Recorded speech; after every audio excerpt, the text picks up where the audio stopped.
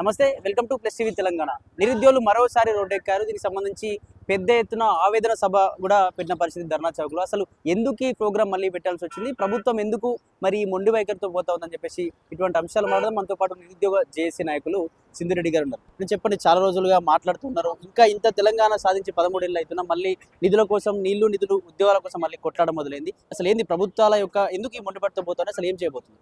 అంటే ఇందులో మొండి పట్టు కంటే కూడా వీళ్ళకి ఏం చేయకపోయినా నడుస్తుంది, వీళ్ళకి ఏం చేయాల్సిన అవసరం కూడా లేదు అనే ధోరణి ఎక్కువ కనిపిస్తుంది. ఎందుకంటే నిరుద్యోగుల వల్ల ఫామ్ అయిన ప్రభుత్వం కూడా నిరుద్యోగులు ఇంత నిర్లక్ష్యం చేస్తుంది అంటేనే అక్కడ క్లియర్గా కనిపించేది ఏంటి అంటే వీళ్ళు ఏం చేయలేరులే. కానీ నేను అదే ప్రభుత్వంలో ఉన్న పెద్దలను అడుగుతున్నా, మేము ఏం చేయలేమనే ఫీలింగ్ మీకు ఉంది కదా, మరి అట్లాంటి మమ్మల్ని ఎలక్షన్స్ ముందు ఎందుకు అప్రోచ్ అయినారు, మా చేతి ఎందుకు పని చేయించుకున్నారు, మా వల్లనే మేము అధికారంలోకి వచ్చినామని రేవంత్ రెడ్డి గారు స్వయాన డాస్ మీద నుంచి చెప్పినారు కదా, మరి ఆ మాట ఈరోజు ఎట్లా మర్చిపోయినారు? కొంచెం కూడా ఇంగిత జ్ఞానం, కృతజ్ఞత భావం అనేది మీకు లేదా?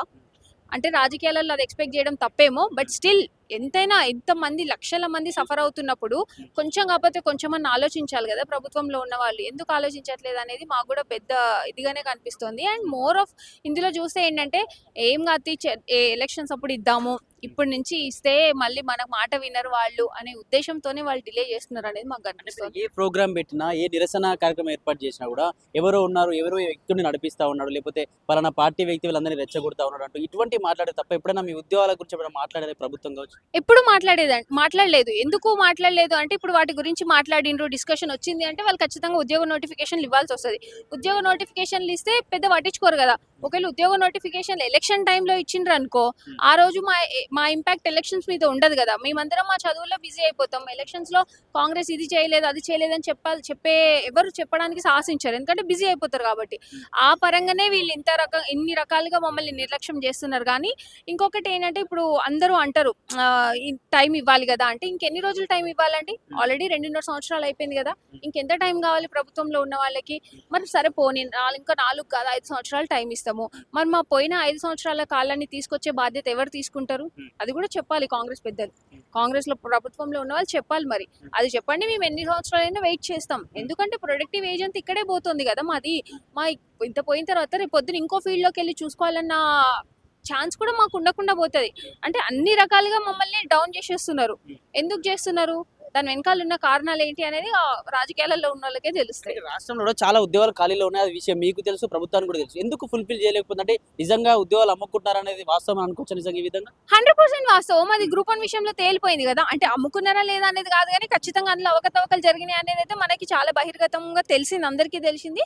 కాకపోతే దాన్ని అధికారంతో అణచివేసిండ్రే తప్ప అందులో ఉన్న నిజమైతే మారలేదు. ఆ నిజం బయటకు రాలేదు, అంతే. నిజం లాగానే ఉంది. సో ఇప్పుడు ఇంకోటి ఇప్పుడు ఏం అడిగారు మీరు? సారీ, అంటే ఉద్యోగాలు అమ్ముకుంటా ఉన్నది వాస్తవమే అనుకోవచ్చా? 100% వాస్తవమే కదండి. అది ఒకవేళ నిజం కాకపోయిండుంటే గ్రూప్ 1 ఇష్యూ ఎందుకు ఇంత రాద్ధాంతంగా అవ్వకపోతుండే కదా. స్వయాన సీఎం రేవంత్ రెడ్డి గారే ఇన్వాల్వ్ అవ్వకపోతుండే, దాని గురించి మాట్లాడకపోతుండే కదా. మీరు గమనించుంటే ప్రతిసారి chief justice of Hyderabad high court ఆయన వెళ్ళి కలుస్తూ ఉంటారు. ఎందుకు కలుస్తున్నారు రేవంత్ రెడ్డి గారు? అసలు నార్మల్ గా కాన్స్టిట్యూషన్ లో జుడిషియరీకి ఇంకా ఎగ్జిక్యూటివ్ లెజిస్లేటివ్ కి సంబంధం ఉండకూడదు, కానీ మీరు ఎందుకు వెళ్ళి ఆయనను కలుస్తున్నారు?